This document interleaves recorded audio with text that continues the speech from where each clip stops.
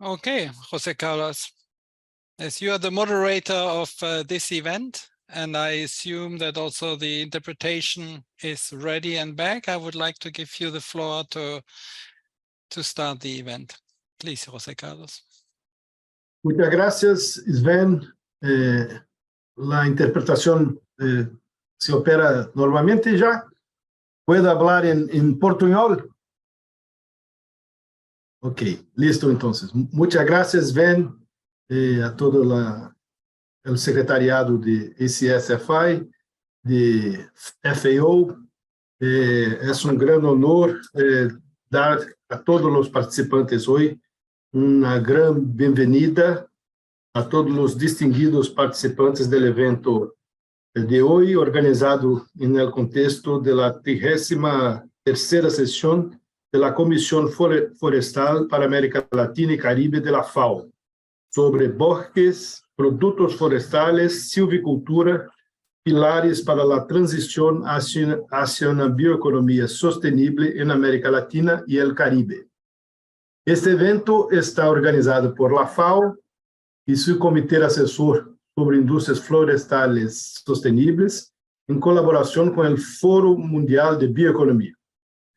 Yo soy José Carlos da Fonseca Júnior, director ejecutivo de la industria brasileña de árboles o de florestas, IBA, y vicepresidente del Comité Asesor de la FAO sobre Industrias Forestales Sostenibles, ACSFI, y miembro del Consejo Asesor del Foro Mundial de Bioeconomía.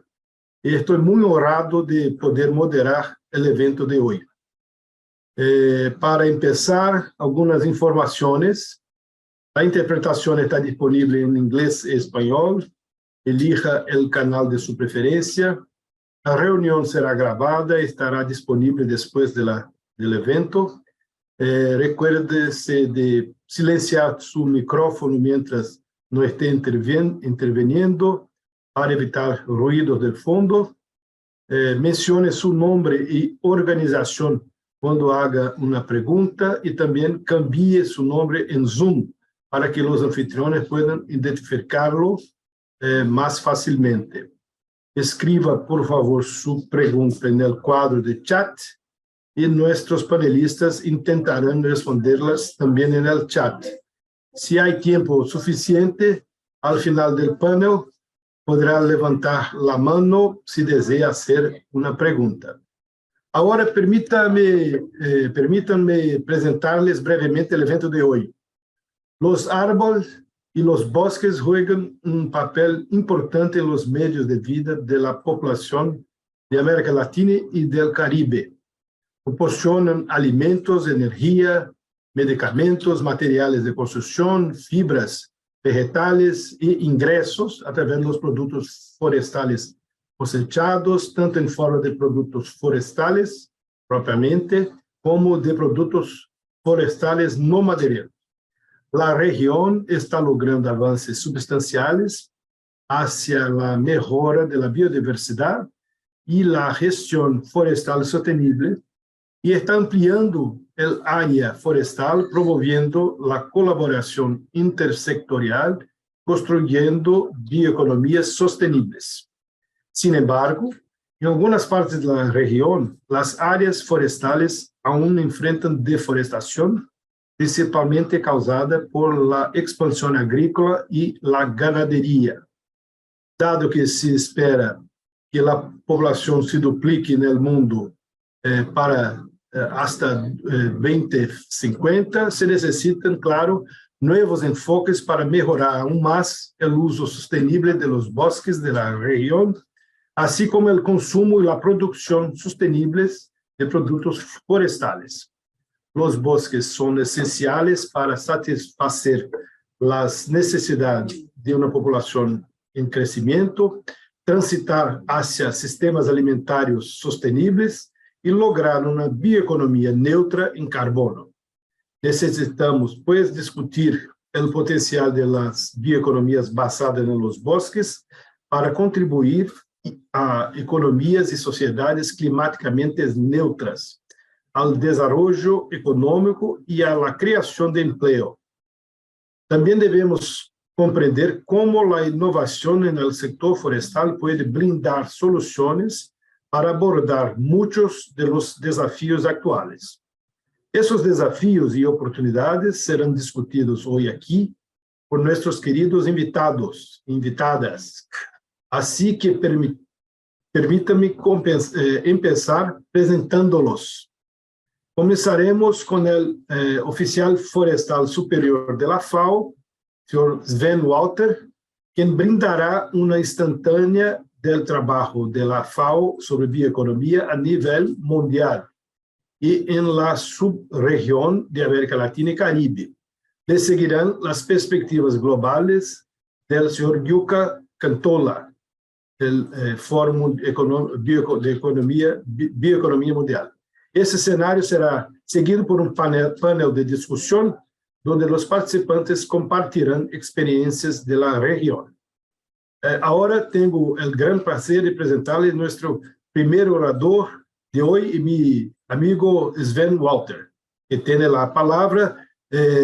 Como introducción, Sven es el jefe de equipo de la División Forestal de la FAO y está a cargo de los flujos de trabajo sobre bioeconomía basada en los bosques, alimentación y nutrición forestal, así como estadísticas sobre medios de vida, producción y comercio.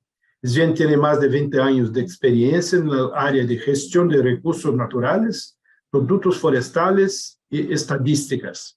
También se desempeña como un competente secretario del Comité Asesor de FAO sobre Industrias Forestales Sostenibles, ACSFI.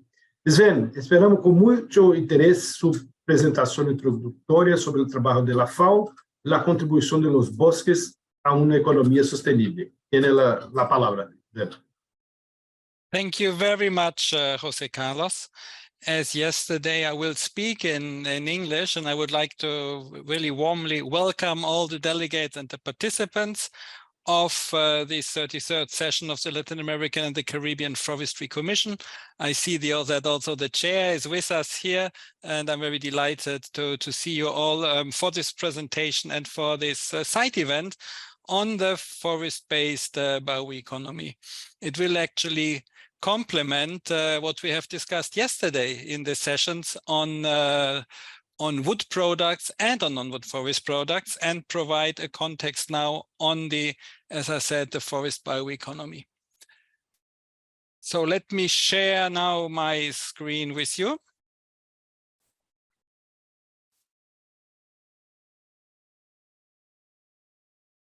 And I do hope that you see the presentation now.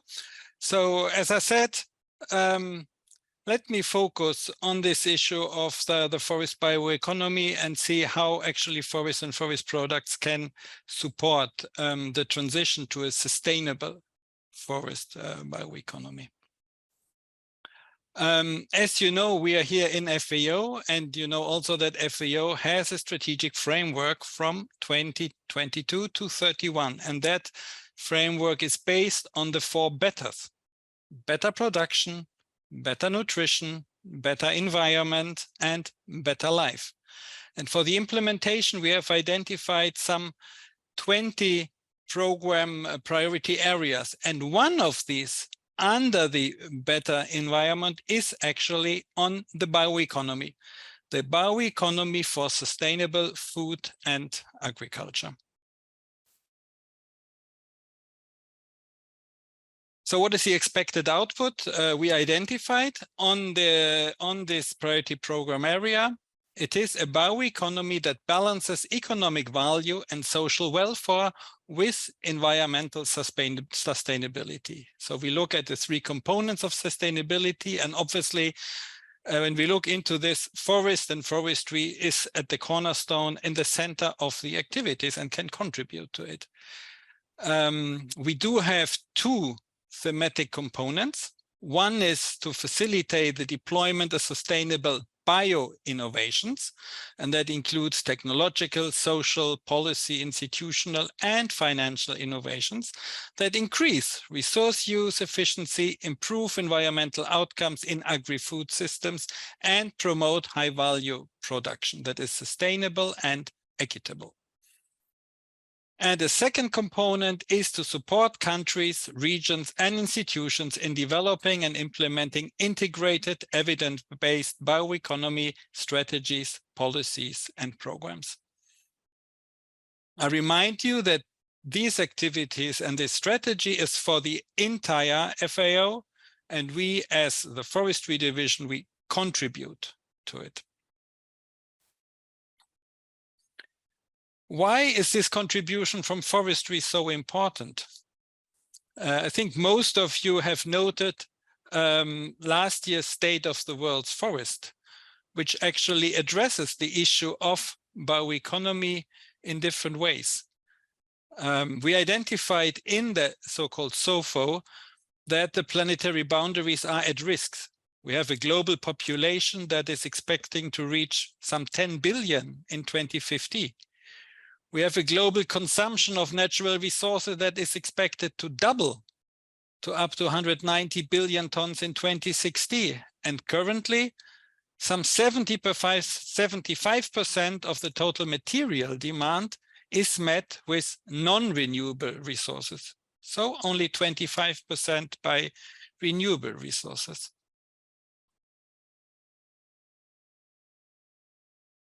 Why do we talk about forestry in this context? Obviously, from our side, forests are an integral part of the bioeconomy. On the one side, they provide a better environment for all. Thinking about climate change, without forests, these climate change goals will not be met with forestry and with forests. It's also important for water management.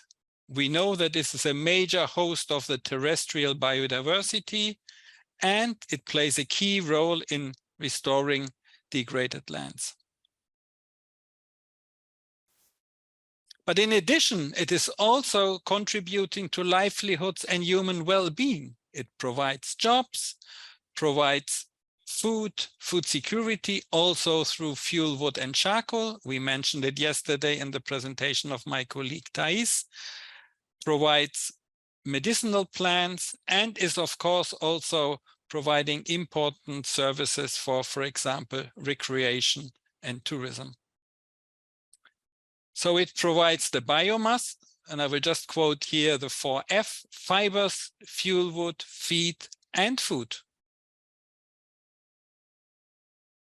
But how can we become more effective? For example, by supporting a circular approach, taking into account to reduce the consumption, to reuse, to recycle, or to promote residual management to decrease our material footprint. Another aspect I would like to highlight to complement the circularity is the cascading use of forest materials. We do have residues which are derived from harvesting, from processing, but even as end of life. So how can we better use these residues in a way to increase the effective use of forest products, and also to ensure that the energy use is only taking place at the end of the cascade? These questions are even more important and that again we heard yesterday in the discussions, that we are expecting an increasing demand in forest products, also in Latin America. And that might also increase when it comes to a substitution and the possible substitution of fossil fuel-based materials through renewable forest products. So the question is here, how can we secure a long-term and sustainable supply? So in FAO, we are working basically on 4 pillars on the bioeconomy: knowledge creation and normative instruments, policy dialogue and policy support, on-the-ground innovations and the capacity building, as well as global advocacy and partnership. We noted, and I think Yuka will talk about it in a second, that actually bioeconomy is on the move, that we have a growing number of bioeconomy strategies worldwide, but we do also have a stronger integration of bioeconomy in other strategies, be it on food security or be it on climate change. We will hear also about this, I think, later on, but also here already the linkage is highlighted, for example, in Colombia on NDCs. In Uruguay, we will hear about it later on food system transformation, and the same applies to Brazil. In particular, in Latin America, we can consider probably bioeconomy as a development enabler for the region. We have several countries which develop policies on bioeconomy. That includes Argentina, Brazil, Colombia, Costa Rica, Ecuador, and Uruguay. Social targets are especially important for the region, and that includes indigenous and traditional knowledge, which is high on the agenda. So overall, we see several opportunities like the high availability of biomass and the high biodiversity, and opportunities for new value chains, be it for forest and for wood and for non-wood forest products. On the other side, we have challenges, be it regulatory barriers, limitation to market access, or lack of capacities or capabilities in science and technology or in innovation. In FAO, we try to address these challenges and to basically support the opportunities by facilitating the deployment of sustainable bio-innovations for food systems transformation. That includes the promotion of a sustainable bioeconomy. That includes, from an institutional point, the collaboration with different forums. In particular, we are taking the lead on the International Sustainable Bioeconomy Working Group, where we do have members from Latin America and the Caribbean, from members of the Inter-American Institute for Cooperation on Agriculture, the Agricultural Development and Biodiversity Unit of the UN Commission for Latin America and the Caribbean, and also from the University of the Republic in Uruguay. We do have several projects which support the pillars I mentioned before. And I would like to highlight a new project, which is mentioned here below, which is actually on the creation or the mapping and the pathway towards a global wood policy platform on sustainable wood for a carbon neutral bioeconomy. This is supported by the government of Austria and implemented in collaboration with the International Union of the Forest Research Organizations, IUFRO. And we will do a global mapping on relevant wood policy platforms, and we will further discuss the results at the upcoming Committee on Forestry in FAO next year. So we will further discuss this topic also next year. To conclude, you may remember that we touched upon the issue of the bioeconomy yesterday. We heard the presentation actually on sustainable wood value chains, which were identified as reliable sources of renewable carbon neutral material. We highlighted the multiple wood products which provide opportunities for further developing the value chains. But we also heard that planted forests are becoming very important in the future to secure further the provision of forest products. We also highlighted the link to forest and landscape restoration, which is an opportunity there again to increase the supply in these products. And we mentioned that systems like agroforestry are very important. Furthermore, we said that in addition to the wood products, we should also highlight and acknowledge the importance of non-wood forest products, in particular as they strengthen the agricultural and forestry linkages and can address and in an interconnected way nutrition aspects, sustainable development, but also linking it with biodiversity and with climate change. Let me conclude by going back to actually 2021. At that time, the ACSFI, the Advisory Committee on Sustainable Forest-Based Industries, provided its statement on building a forest-based bioeconomy to halt climate change and to achieve the SDGs. And I would just like to highlight some points because I think they are very relevant also for the site event today. This is to recognize and to further increase the responsible production and consumption of sustainable forest-based products. I think we can showcase some good examples which are available for upscaling. We need to recognize the important role of forest and forest products towards a sustainable bioeconomy. We can further support and outscale procurement procedures which can promote the sustainable products and services, including wood in construction.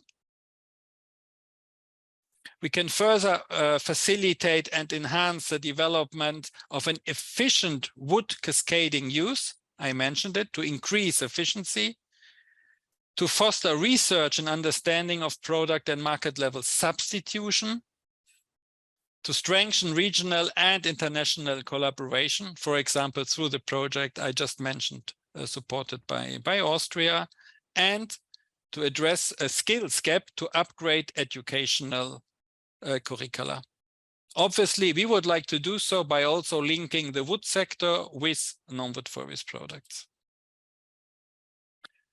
With this and with these photos of some innovative products, I would like to close that introductory presentation and would like to give the floor back to José Carlos for the next presentation and hopefully some exciting discussions.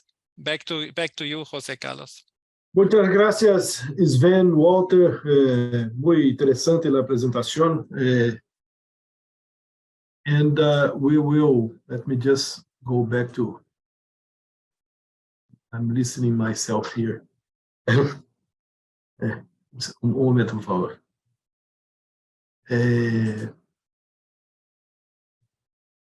Muy bien.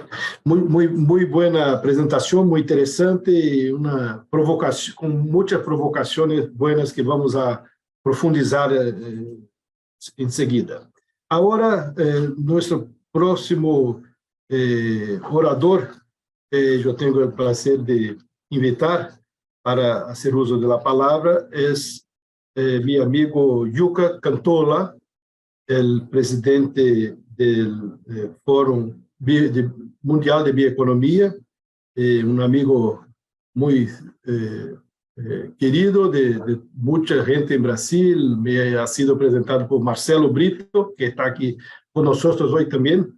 Fomos companheiros de aventura em um inovável congresso de bioeconomia realizado em Belém, quase como um ensaio para a COP30, que tendremos em 2 anos mais, em 2025. Então, Yuka Cantola é o fundador do Fórum Mundial de Bioeconomia, tem uma ampla experiência nas indústrias relacionadas com a biomassa lenhosa, e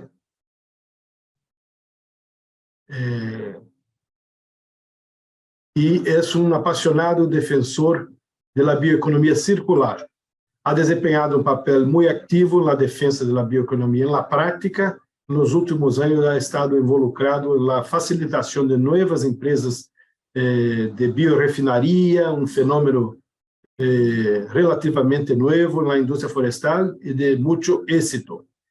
Yuka tem uma maestria em ciências na Universidade de Aalto, em Finlândia, MBA na Universidade de Rutgers, e também para nosso prazer, observador no Comitê Assessor sobre Indústrias Florestais Sustentáveis.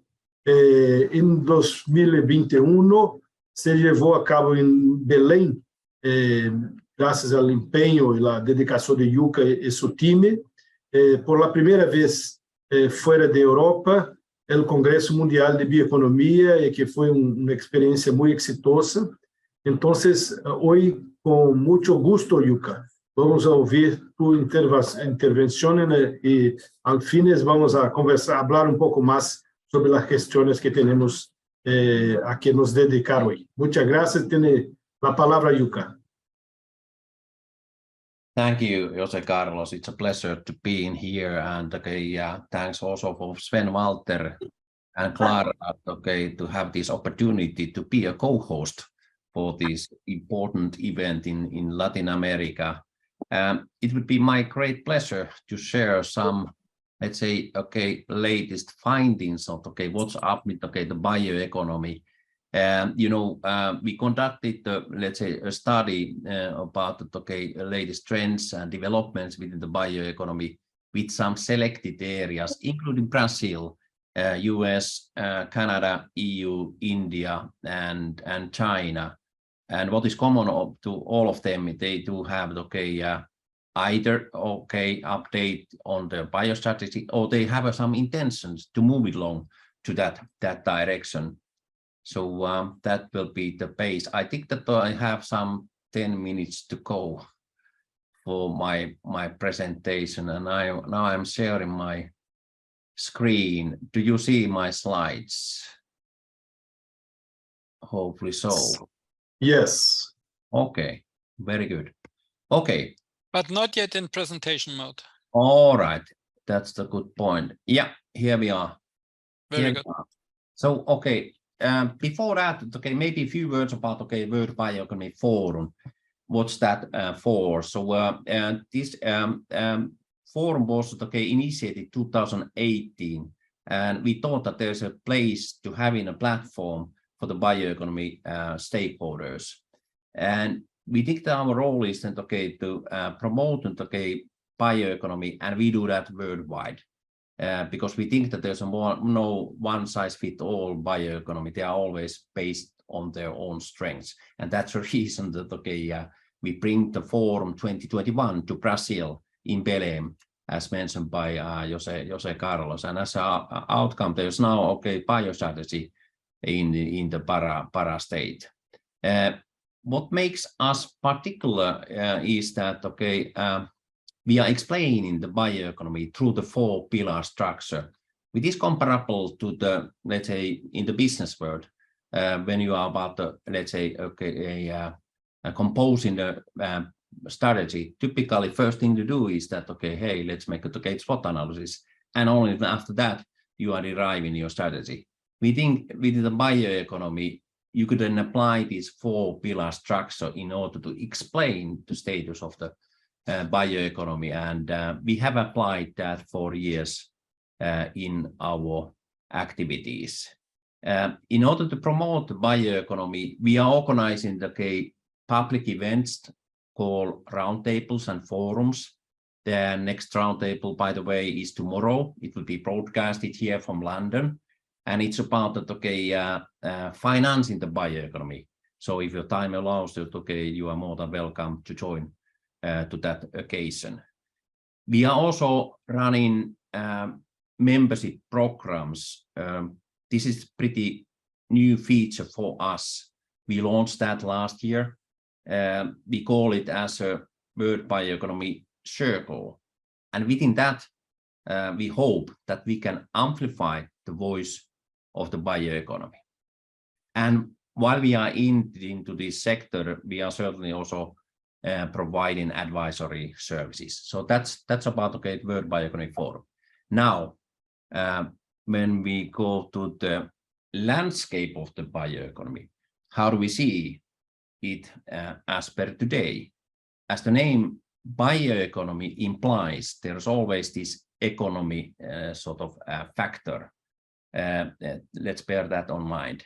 And if you now have a look all global economy value, it is today $100 trillion according to IMF. And today there are some notions which are expecting that the value of the bioeconomy will increase to level $30 trillion, which is then accounting 1/3 of the all economical activities. And it's not said by us. This is actually a basis for the very fresh, let's say, US biostrategy update. They launched last September executive order on advancing biotechnology and biomanufacturing. and they are very, let's say, sort of explicitly saying there that, okay, they think that, okay, the bioeconomy value will increase to level $30 trillion. And it's not only US, you know, China do have the very same notions.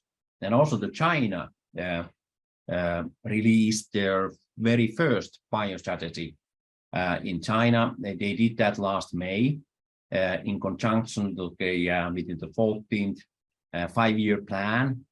And also they have the same ambitious level. Their current, let's say, the bioeconomy value is about $1 trillion, and they are about doubling that within the next few years' time. I will tell a bit more about China and also about the US. So that's the one thing.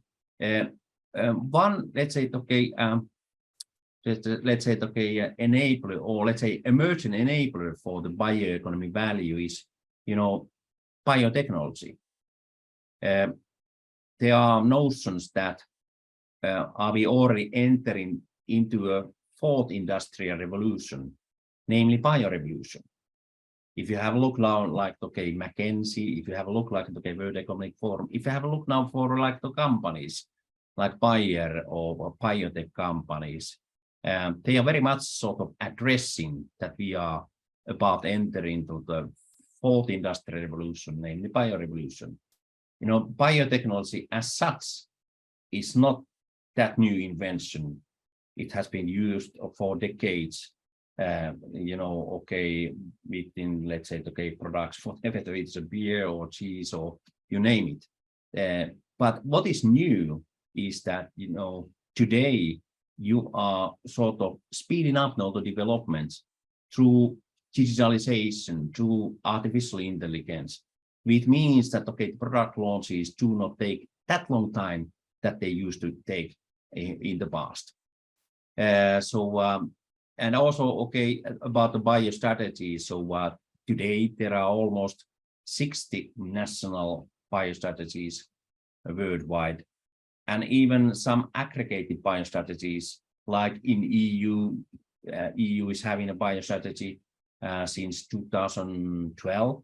And then, like, okay, East African Union just launched their biostrategy about a year ago.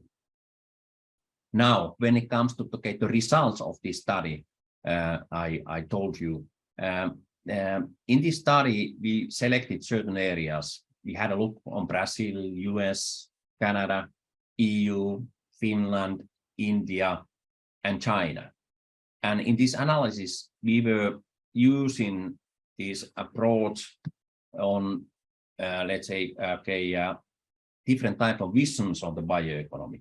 What is the emphasis on the bioeconomy? It can be a bioresource-based vision, which means that you are having a bioresources at your disposal, and then you are thinking about that, what kind of cultivation that, okay, you are able to do out of it, what kind of products mainly. So that is typical for the, okay, bioresource vision. Then it can be a biotechnology vision, which means that you are very much emphasizing, okay, biotechnology in the conversions. And this means also that, okay, you're not necessarily using a biomass as a feedstock. You can use, for example, CO2, carbon sequestration in order to be then cultivated to be various type of the product applications. Or you can have in a bioecology, which is very much okay, hovering on the sort of, let's say, ecosystem services and conservation, and that sort of, let's say, sort of activities. And then also in this analysis, we had a look about this, what kind of sectors are included into this bioeconomy. As Sven said, that it is pretty complicated. There's no one size fits all, and bioeconomy is in interconnection with another sector. So let's bear that in mind. I would like to share some findings of this study. So first of all, we feel, and not only us, feel that the bioeconomy is becoming more acknowledged. You know, it's spoken now in other forums. There was a debut of the bioeconomy, like in the COP27 last autumn. There's a very first time that UNIDO organized the bioeconomy panel. It took only almost 30 years to get into that sort of position. This year, India is taking up the bioeconomy in the G20 meeting, and that is also the very, very first time. I would claim that it will take only a couple of years, and we will see that the bioeconomy will be discussed also within the G7. So bioeconomy is getting more acknowledged, and that's good news. I would put in it as such. When it comes to the bioresources, there is no sort of uniform approach on it. You all know that very well. It is interconnection, and linkage to land use, climate change, biodiversity. So bioeconomy needs to balance with various interfaces. We can recognize some trends within these selected areas. For example, we would claim that US is on the way to deploy more of its domestic bioresources. How we can say so? US has used something like 400 million tons biomass annually, and now within their latest strategies in the executive order, they have set the target that they are about to increase the use of the domestic biomass up to level 1 billion tons. 1 billion tons. On the other hand, like here in Europe, let's say the tendency is going to the opposite direction. But nevertheless, there are differences in the various areas. Maybe I'd like to point out, besides this biotechnology role, biosecurity and biosafety matters are emerging, especially in US and in China, and partially in India. And as there is this biosecurity factor, so it is very particular, in US, Department of Defense to play a role. Actually, White House is deploying quite much of the resources and in funding to Department of Defense. So the Department of Defense does play a role to setting up the ecosystem for the bio manufacturing. What else? Maybe with this let's say relevant like in Brazil. So like in the Pará state, the bio strategy, the Indonesian knowledge is becoming more noted, and it's not only in Brazil. We do see the very same notions from China. Now, when we have a quick look on these different areas, so what's up with in US? US has had the bio strategy since 2012. It was updated through this executive order launched last September, and it is very, let's say, comprehensive program they have been launched and ever since last March, where they were setting up the bold goals for the bioeconomy, and some of these which are worthwhile mentioned, which is also affecting for the use of the feedstock. US is heading to that direction, that they would like to have 90% of the plastics and 30% of their, let's say, the chemicals based on bio within the 20 years time. When it comes to China, China is having 4 areas in their bioeconomy. They are very much focusing on biopharma, bioagriculture, biomanufacturing, biosecurity, and biosafety. There are certain, let's say, similarities towards to US, and no wonder, because there is a bit competition between US and China in this bioeconomy, that both of them would like to be a lead in, let's say, bioeconomy within a certain time period. Actually, China is addressing they would like to be a lead in bioeconomy by 2035. That is very clearly addressed in their strategy. And also when it comes to the economical value, so today it's about $1 billion US, and they will be tripling that with years to come. Then when it comes to India is very much focusing the biopharma, which is accounting half of the value of of their bioeconomy. What is very particular in India is that there's this bio IT, and every year there's 3,000 new bio IT companies that established in India. I will speed up. I know that. This is when it comes. I was going to ask you, Jukka, to speed up a little bit at the conclusion. Will do. Yes.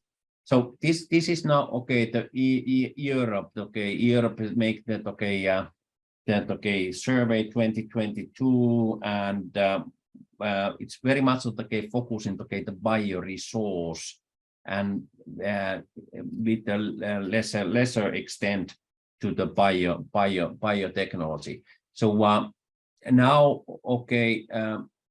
this sector. So I will speed up a bit.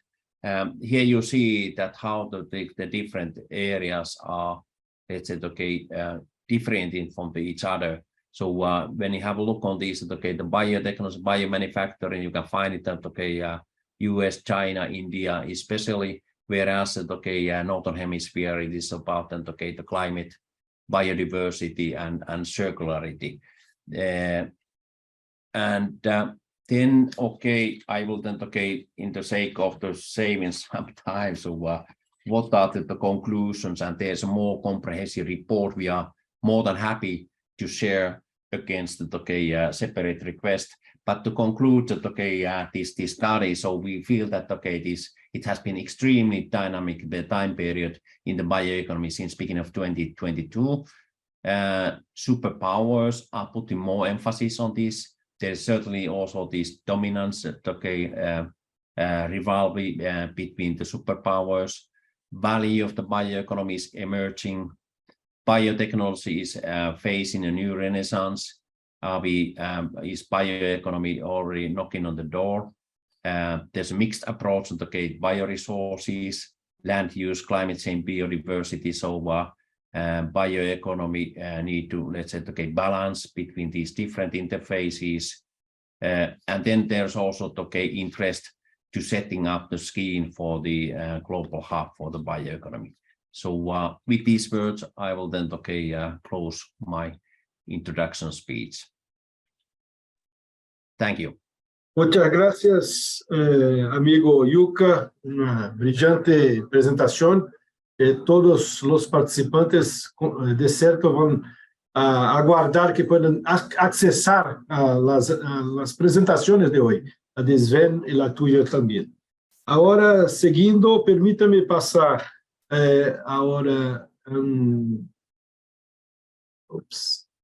permítame pasar a nuestro panel de discusión.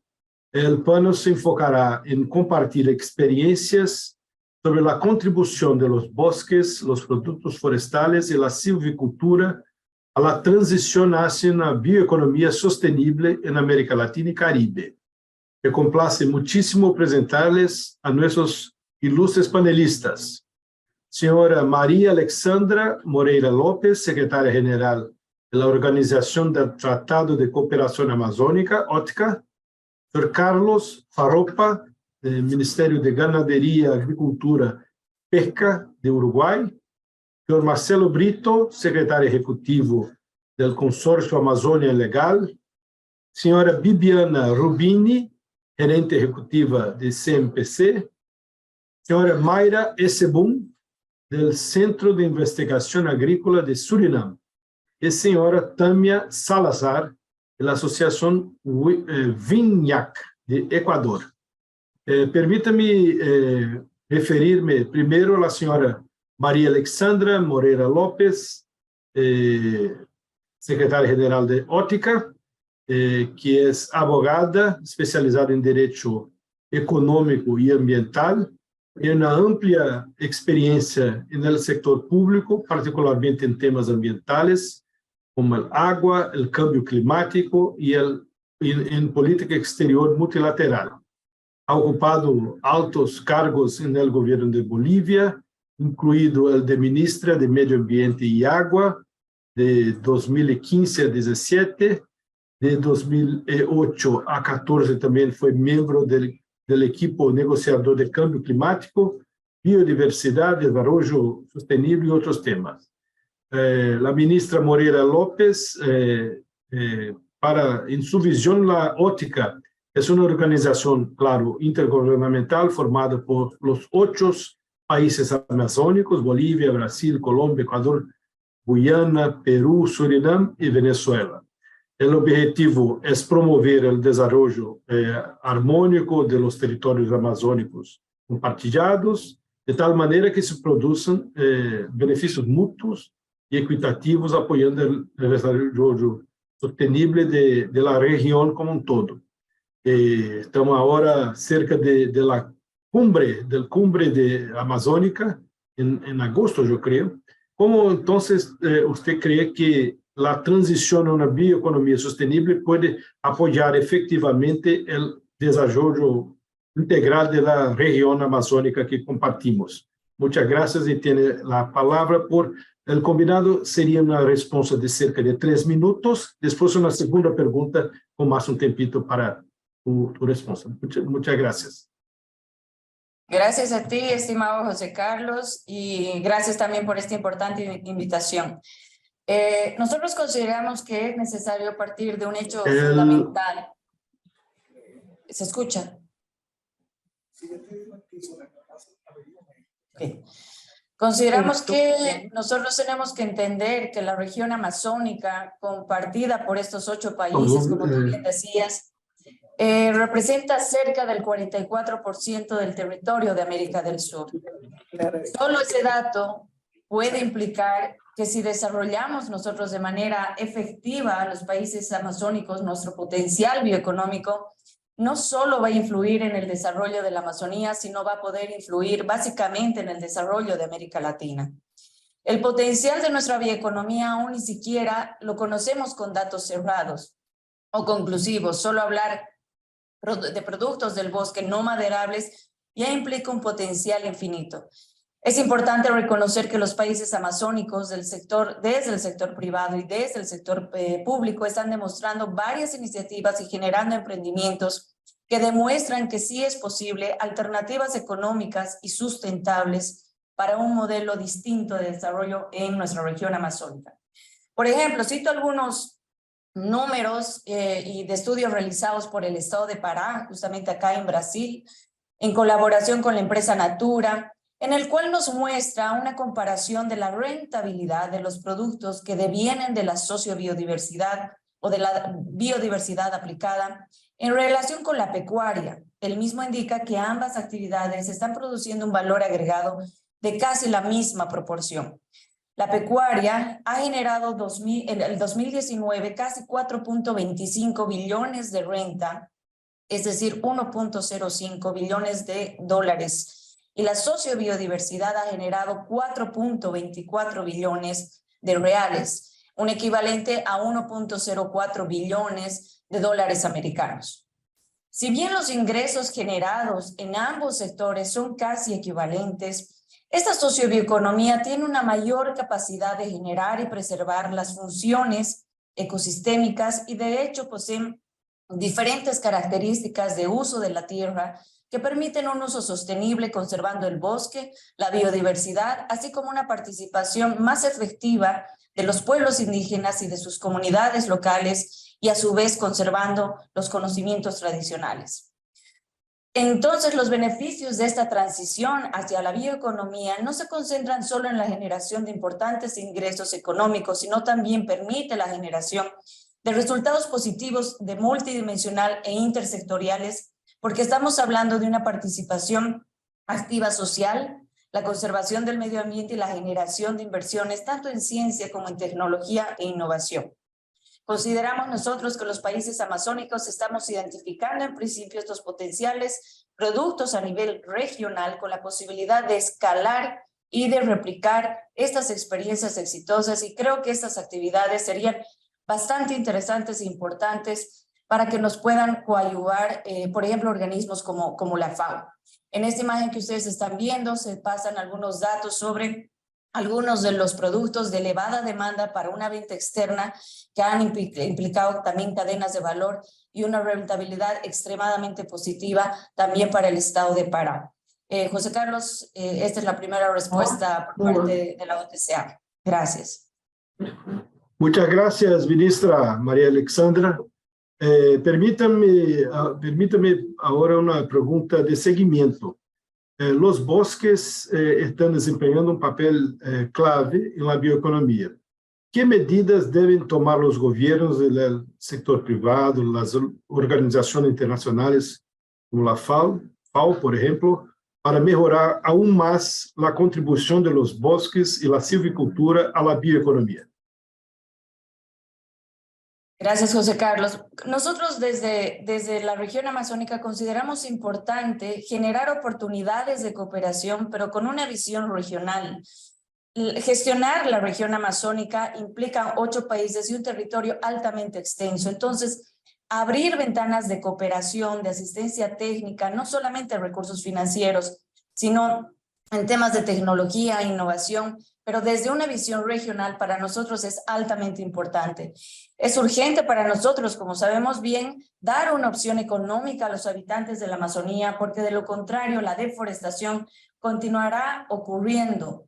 Vamos a necesitar llegar a la deforestación cero, puesto que los modelos de la ciencia nos están advirtiendo que si ultrapasamos nosotros ciertos límites de deforestación en la Amazonía, es probable que más bien se produzca la sabanización, lo cual conllevaría una serie de problemas para América Latina y para el resto del mundo. Entonces, actividades como sistemas modernos de monitoreo satelital, datos geoespaciales, para recolectar información y monitoreo territorial de la región, son, por ejemplo, también herramientas que a nosotros nos servirían. La investigación aplicada y de punta en orden al funcionamiento de los ecosistemas, de la biodiversidad y de las tecnologías de producción es otro de los temas que nos interesa. También las técnicas avanzadas de tratamiento de datos, de análisis, de integración, de disponibilización de la información. Esta información georreferencial nos permite a nosotros un zoneamiento ecológico de la bioeconomía de la región, integrando las zonas de elevado potencial para esta aplicación de la bioeconomía con capacidad de infraestructura y logística instalada en las diferentes regiones. Si bien las comunidades y pueblos tradicionales producen muchos de los productos que ustedes están viendo acá en pantalla, existe una falta importante de datos sobre las cadenas de valor que surgen de esta comercialización, lo que dificulta conocer la generación de ingresos para los diferentes agentes de la cadena y sobre todo para mejorar los eslabones distintos que nosotros tenemos en toda esta línea. Decir que los países, a nivel de los 8 países amazónicos, desde el 2021 ya tienen aprobada una programación a nivel regional, tanto de bosques como de biodiversidad. Y la semana pasada se tuvo una importante reunión en Quito de todos los jefes de los servicios forestales para determinar la instalación de la red de autoridades forestales de la región amazónica, lo cual seguramente en la cumbre de los presidentes amazónicos en este próximo agosto va a convertirse en un mecanismo permanente de trabajo y coordinación dentro de la OTCA. Consideramos que las instancias multilaterales tienen un rol fundamental para el apoyo de nuestros bloques, y en este caso el bloque amazónico, para este trabajo. Por ejemplo, el Foro de Naciones Unidas sobre Bosques ya está cooperando con nosotros en el desarrollo de una estrategia regional de financiamiento para implementar nuestro programa de bosques. Consideramos nuevamente que la FAO y otras instituciones pueden cooperar, colaborar y trabajar de manera conjunta con nosotros para estas importantes actividades priorizadas y tan urgentes de implementar en la región amazónica. José Carlos, en aras de respetar el tiempo, yo termino por acá mi segunda respuesta. Muchísimas gracias. Muchas gracias por el tiempo preciso de tus respuestas, María Alexandra. Muchas gracias. Ahora pasemos a Uruguay y al señor Carlos Faropa, director de Silvicultura del Ministerio de Agricultura. El señor Faropa es ingeniero agrónomo de la Facultad Forestal y Agricultura de la República de Uruguay. Desde 1988 es profesor titular de la Cátedra Tecnología de la Madera de la Facultad de Agronomía de la Universidad de la República de Uruguay. También se desempeñó como asesor del Banco Mundial y del Banco Interamericano de Desarrollo, BID, y el Instituto Interamericano de Cooperación para la Agricultura, IICA, y el gobierno de Uruguay, entre otras funciones importantes. Señor Faropa, ¿puedes compartir con nosotros los logros de la Agenda de Bioeconomía Sostenible en Uruguay? ¿Cómo están contribuyendo los bosques y la silvicultura para este proceso? Muchas gracias, tiene la palabra. Bueno, muchas gracias, José Carlos. Quiero agradecer las presentaciones primero de Yuka Cantola y de Sven Walter, que fueron muy aclaratorias. Me disculpo porque estoy con una fuerte gripe y mi voz no es tan clara. Pero bueno, respondiendo a esas preguntas, Uruguay ha desarrollado una actividad forestal en los últimos años, desde el año 87 hacia acá, y por más de 50 años ha protegido el bosque nativo y las plantaciones forestales. Esto lo que nos dio es una conciencia sobre el desarrollo forestal y la protección. Uruguay tiene una deforestación cero, en realidad es creciente, el bosque nativo crece en área. Pero para eso debemos tener, el punto sería desarrollar una visión regional consensuada sobre la bioeconomía que sirva como marco de referencia para orientar el desarrollo de las políticas y estrategias nacionales. Uruguay ha desarrollado una agenda de bioeconomía desde el año 2017 con objetivos a cumplir y cumplidos al 2025. Contar con la cooperación internacional e intrarregional para el desarrollo de la bioeconomía, en particular el rol facilitador y de apoyo que puedan desempeñar los organismos regionales de cooperación técnica y financiera, como puede ser la FAO, ICA, CELAC. En ese caso, Uruguay trabaja actualmente con un proyecto interinstitucional sobre bioeconomía forestal, en el marco de la cooperación bilateral existente entre el Ministerio de Ganadería, Agricultura y Pesca, nuestro Ministerio de Agricultura, y el Ministerio Federal de Alimentación, el BEMEL de Alemania, de la República Federal de Alemania, con enfoque en uso sostenible del bosque nativo. Esa riqueza de bosque nativo, incorporarla a todo nuestro sistema de producción agrícola, forestal de plantaciones y sobre todo ganadero. Eso sería un poco los objetivos. Muchas gracias, Carlos, por tu respuesta y los comentarios muy ricos. Ahora mirando hacia el futuro, ¿qué acción cree que se debe tomar para mejorar aún más la contribución de los bosques y de la silvicultura a la bioeconomía en la región de América Latina y Caribe? ¿Puede proporcionar algunas orientaciones o sugerencias, por favor? Sí.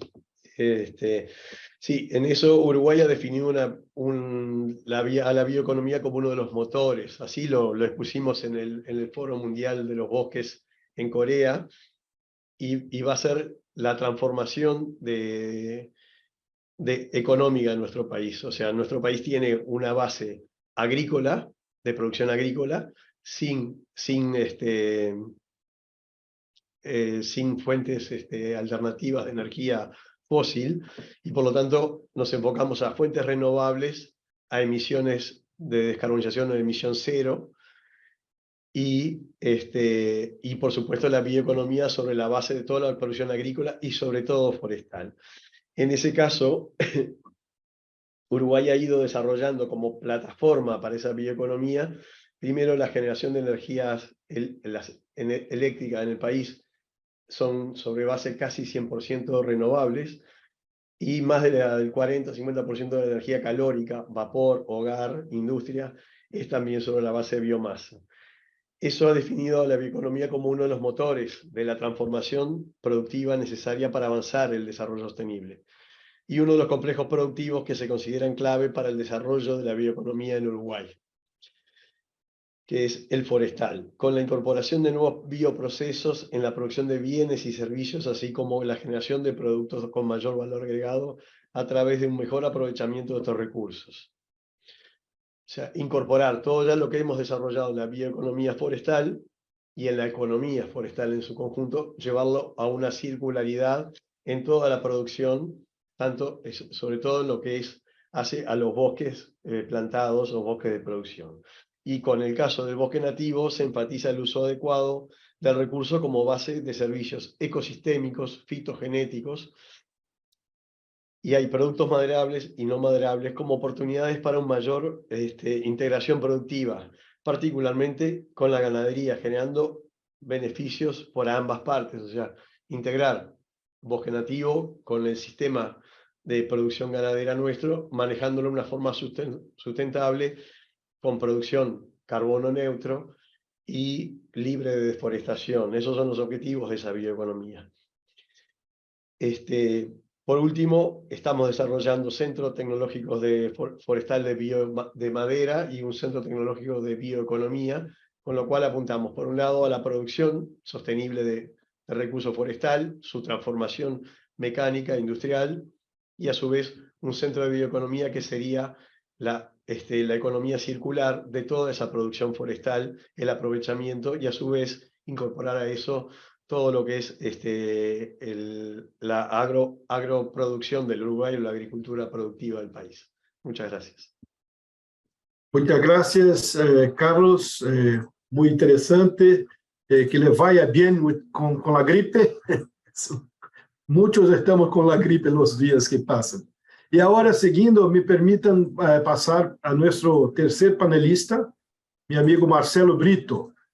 Marcelo es presentemente el secretario ejecutivo del Consorcio Amazônia Legal. Antes fue presidente del Consejo de Administración de la ABAG, Asociación Brasileña de Agronegocio.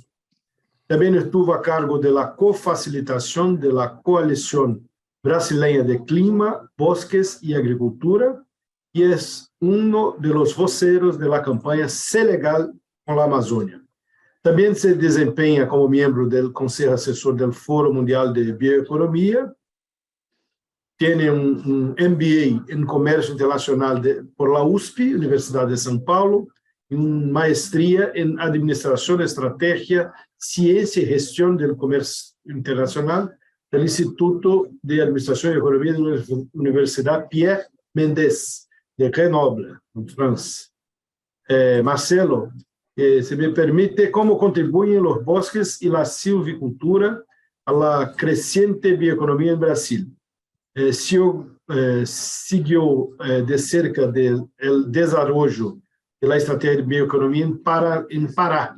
¿Cuáles son los resultados clave y las lecciones aprendidas dentro de este proceso, Marcelo? My apologies to everyone. I will speak in English. My Espanol is pésimo. So greetings from Belém, Brazil. José Carlos, great to see you again. Well, pleasure to be here and pleasure to talk about bioeconomy. Last week, we spent a week in several events here in the Amazon, here in Belém, talking about this issue. We finally understood that in Brazil, at least in Brazil, we have two views for bioeconomy.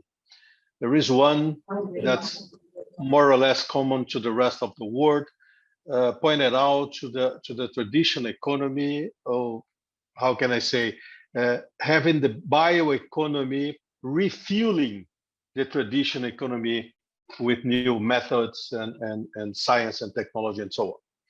When we look to the Amazon, the treatment that we're giving is the one that we're calling bioeconomy on the biodiversity of the forest. So this is a different issue.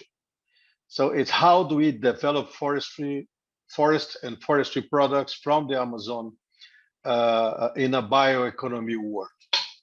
Of course, there are challenges and big challenges. The first one is science, research, development of these products.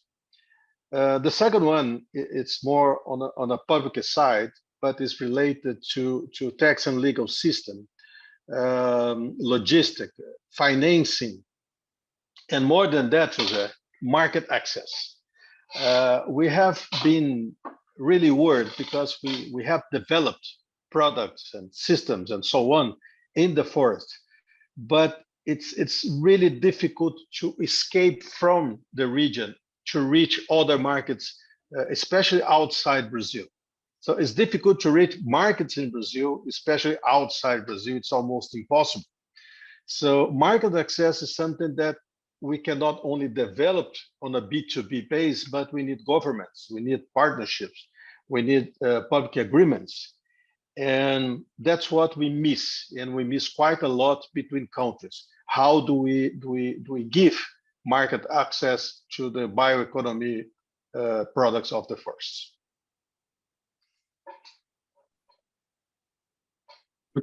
Muchas gracias, Marcelo. Como sempre, uma resposta instigadora que vamos a retomar no final, no debate, seguramente. Uma pergunta de seguimento, Marcelo. Com base em sua experiência em Pará, na Amazônia, do trabalho agora no consórcio da Amazônia Legal, que ações, e claro, em preparação para a cumbre, depois, mais tarde, a COP em Belém, como vê os desafios para os governos da região, o setor privado, e organizações internacionais como a FAO, para melhorar aún mais esta contribuição dos bosques da silvicultura na arena da bioeconomia. Well, this is a very important window of opportunity, not only for the region of Belém or the state of Pará, but for the entire Amazon region, for the Pan-Amazon region in South America. Having a COP here means that we're going to have the eyes of the world finally to the Amazon.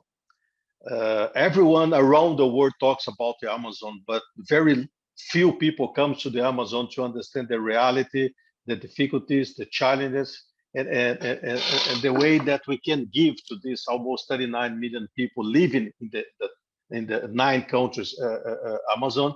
What do they need to really be integrated in this world of development?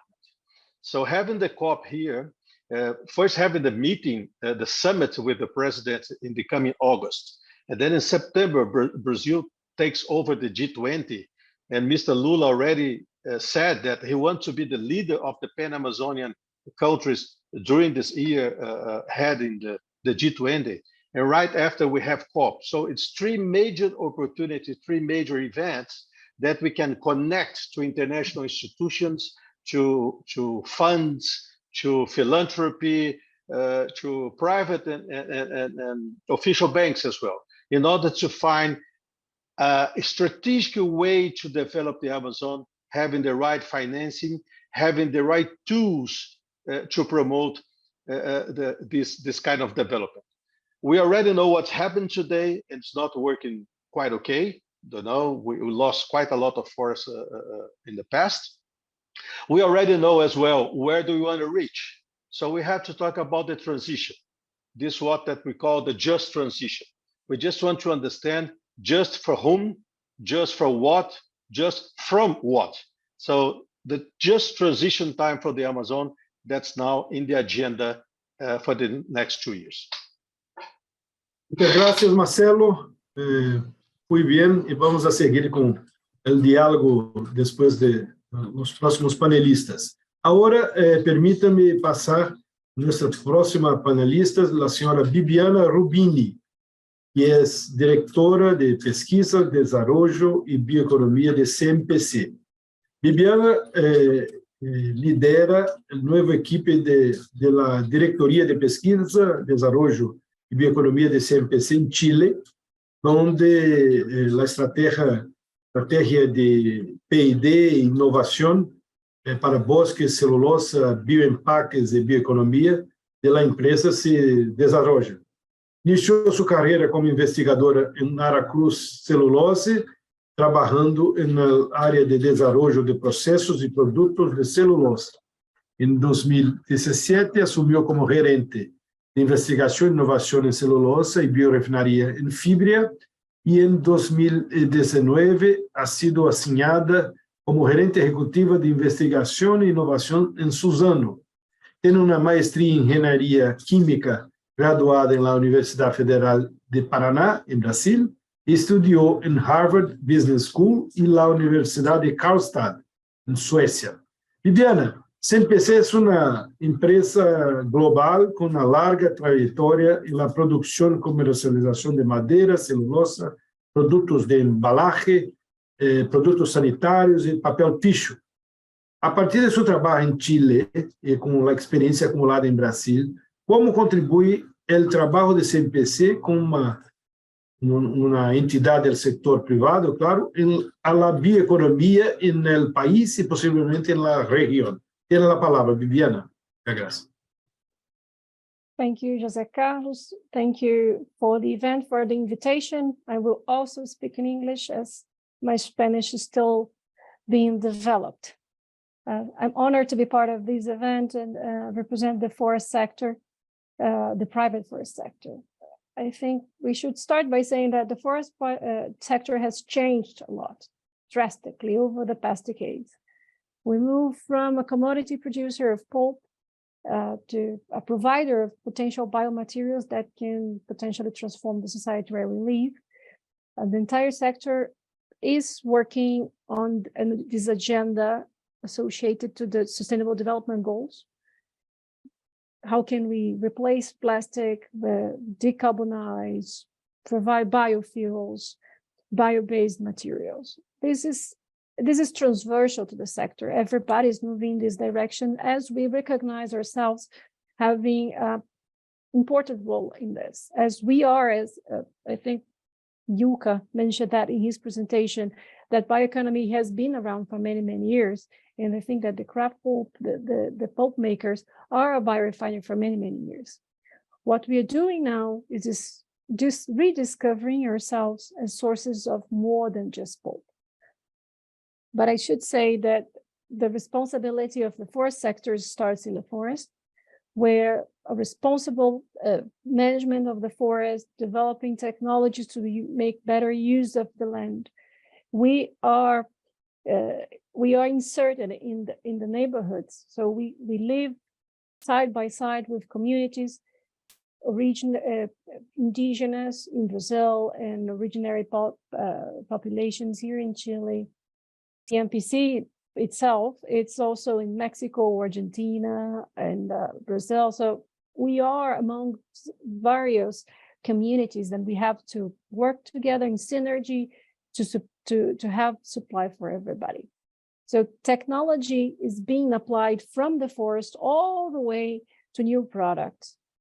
And so what's going on in the private sector is that besides the current pulp and paper development, which is also being reviewed in light of what we need in terms of circularity, recyclability, we need biodegradable materials, we need new packaging, we need to avoid fossil-based products, we need to avoid fossil-based coatings for packaging, for instance.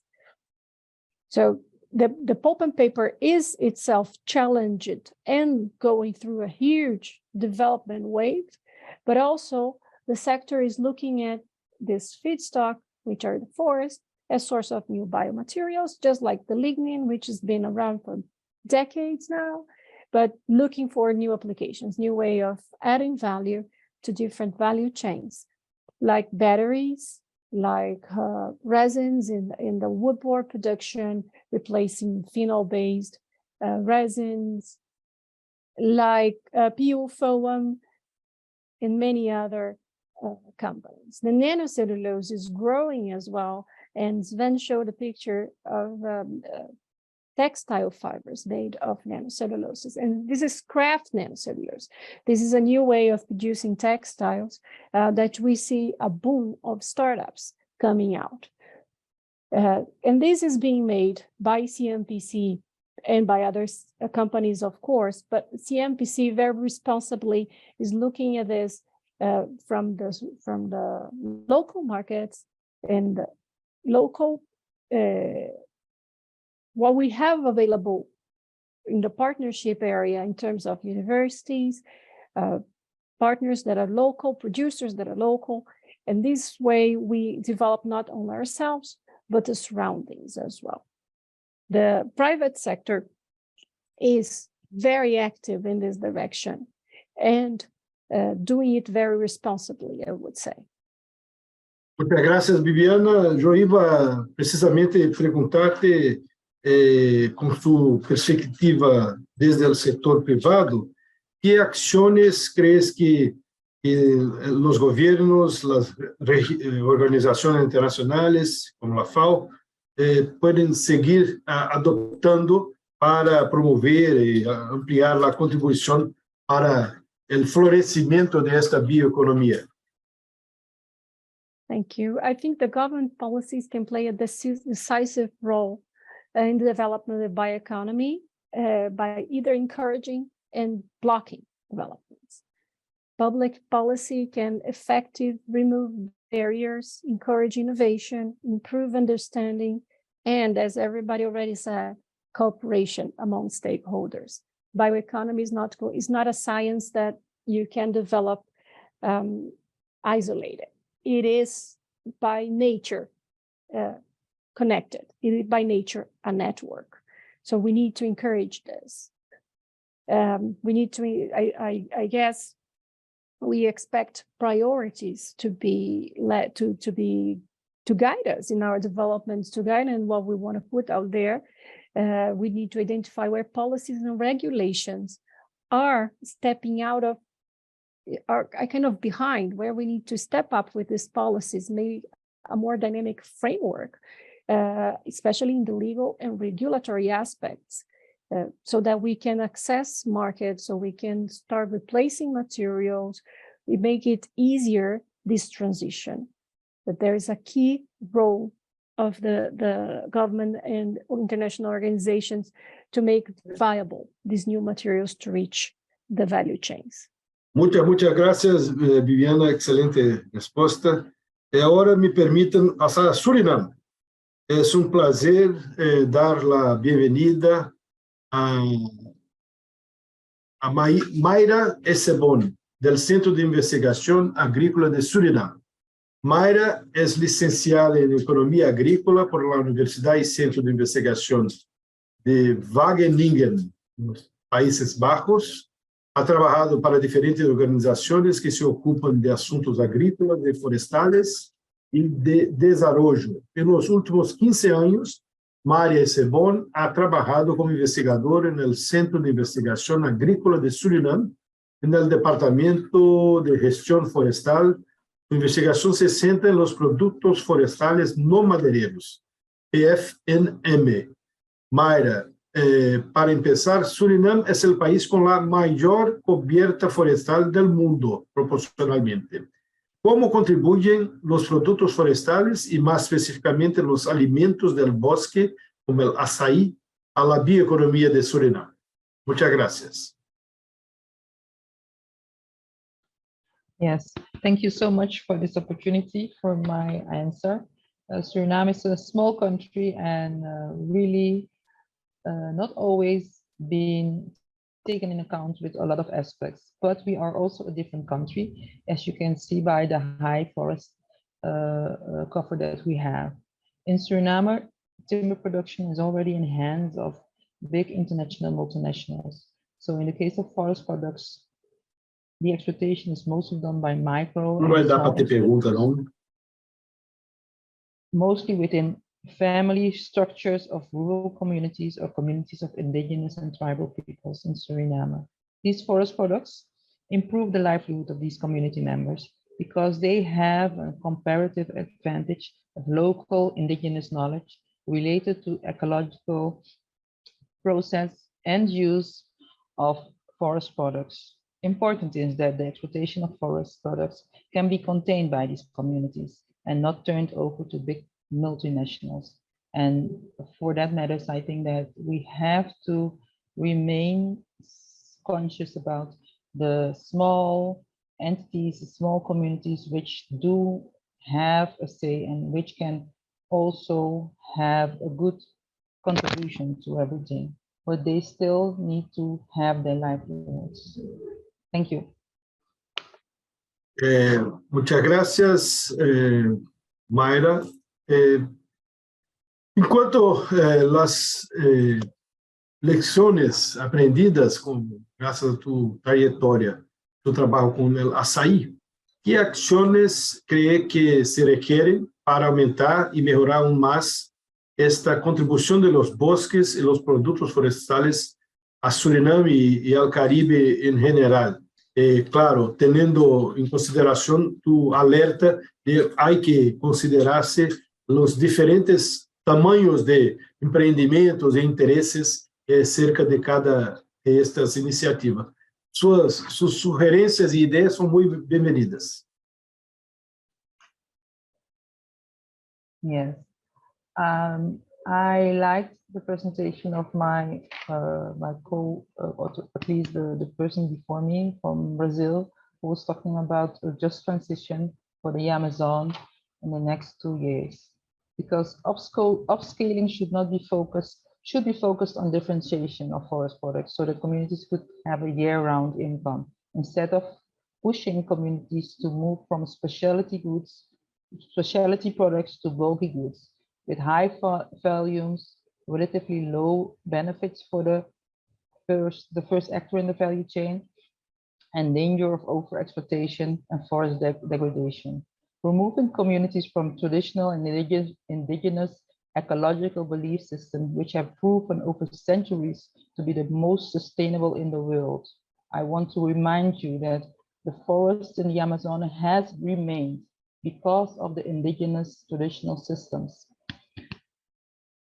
The focus, therefore, should be on research, combining traditional and scientific knowledge, so local indigenous communities can relearn how to use other forest products like traditional oils, fibers, fruits to improve their livelihoods. Observaciones muy importantes. Muchas gracias, Mayra. Ahora permítame pasar a nuestra panelista Tâmia Salazar, de la asociación WINYAC, con sede en Ecuador, que es, como sabemos, el país anfitrión de esta sesión de COFLAC de este año. Tâmia Salazar es biotecnóloga de plantas, se graduó en la Universidad de Queensland, Australia, es miembro de la Asociación de Pequeños Agricultores Quichua, WINYAC, pero está correcto, ubicada en la región amazónica de Ecuador y que basan su economía en la agricultura bajo el sistema agroforestal llamado chacra. Tâmia, ¿cómo contribuye el sistema de chacras a la bioeconomía en Ecuador, brindando medios de vida a los productores locales y salvaguardando el medio ambiente? Tiene la palabra. Muchas gracias, Tâmia. Muchas gracias por tenernos aquí. Bueno, yo represento a la asociación WINYAC y primero voy a explicar qué es el sistema chacra. El sistema chacra es un sistema agroforestal diversificado ancestral muy importante para nosotros las comunidades indígenas, ya que a este sistema antes se lo veía como un medio para alimentar a las familias. Entonces, este sistema era liderado especialmente, era liderado especialmente por las mujeres, ya que al tener, aquí se le considera como un poder al poder producir, lo que se le llama el pajo. Las mujeres al producir esto, así podían alimentar y cubrir la nutrición de las familias, pero al mismo tiempo una pequeña parte de esta producción era dedicada a la comercialización. Desde la intervención de nosotros como asociaciones de productores, esta perspectiva de la chacra ha cambiado y ahora ya se puede ver a la chacra como un medio de ingresos económicos significativos para las familias, ya que ahora el 60% de la producción está destinada a la comercialización y el 40% sigue siendo de consumo interno familiar. Cuando los productores se asocian, podemos incrementar el volumen que nosotros podemos ofrecer a los mercados para así cubrir una mayor demanda y poder competir en mercados a nivel nacional y a mercados internacionales también. Todo esto gracias a las capacitaciones, el acompañamiento técnico y las certificaciones que nosotros como asociación les proveemos a los productores. Todo esto para garantizar la calidad de los productos que nosotros vamos a ofrecer mientras mantenemos nuestro sistema chacra, que lo que busca es integrar estos productos comerciales al paisaje forestal natural para así no disturbar en exceso el balance ecológico de las especies de los bosques. Muchas gracias por tu respuesta muy esclarecedora. Yo no conocía este sistema chakra, muy interesante. Reconociendo el éxito y la colaboración con la FAO a través del mecanismo de bosques y fincas, ¿qué medidas crees que podrían ser tomadas por gobiernos, sector privado y organizaciones como la FAO para mejorar aún más este tipo de colaboración de los bosques y la silvicultura, la bioeconomía en su perspectiva, Tamia?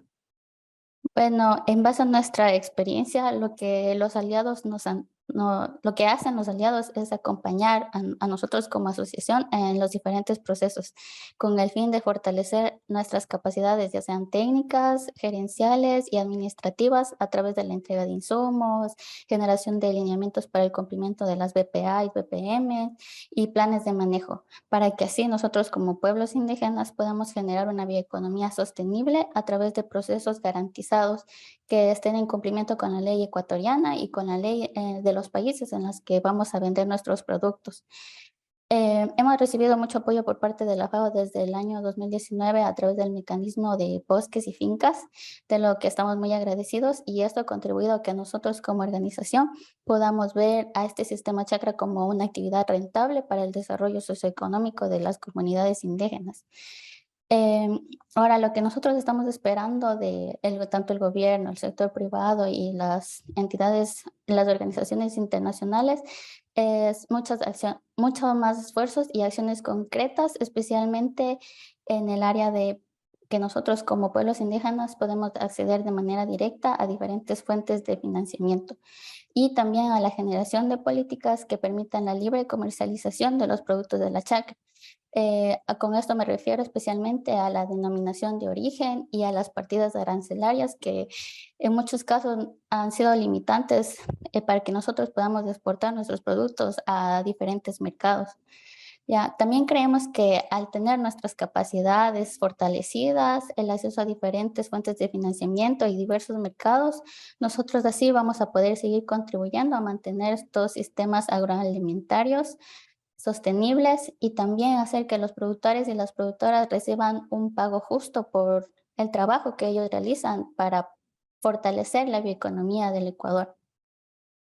Muy interesante, muy interesante. Esto todo demuestra a todos los participantes aquí que tenemos una agenda muy rica, muy diversificada, muy plural, con perspectivas de distintas orígenes, distintos caminos, pero todos con una convergencia hasta esta visión que es nueva y también debe validar el tradicional de que lo patrimonio natural de nuestra región, de América Latina, de Caribe, de la Amazonia en particular, es algo que a nosotros nos compete valorizar, encontrar las vocaciones correctas, saber agregar y compartir riquezas que se crean entre todos los que viven en estas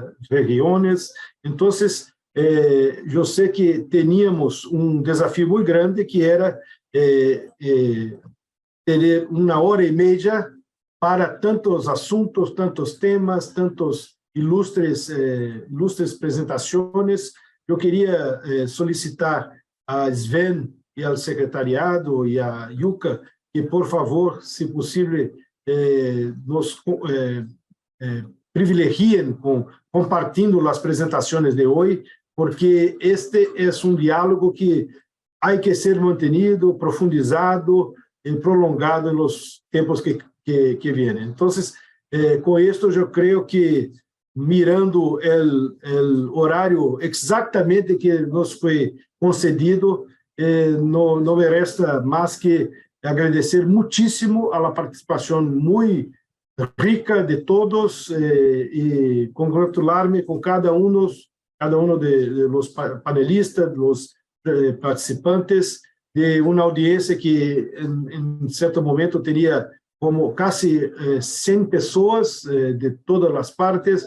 Então, eu creio que hemos cumprido nosso papel aqui com êxito. E devolvo a palavra a nossos anfitriones, agradecendo uma vez mais, com muito prazer, a oportunidade deste diálogo tão rico, tão enriquecedor para todos nós. Muitas graças.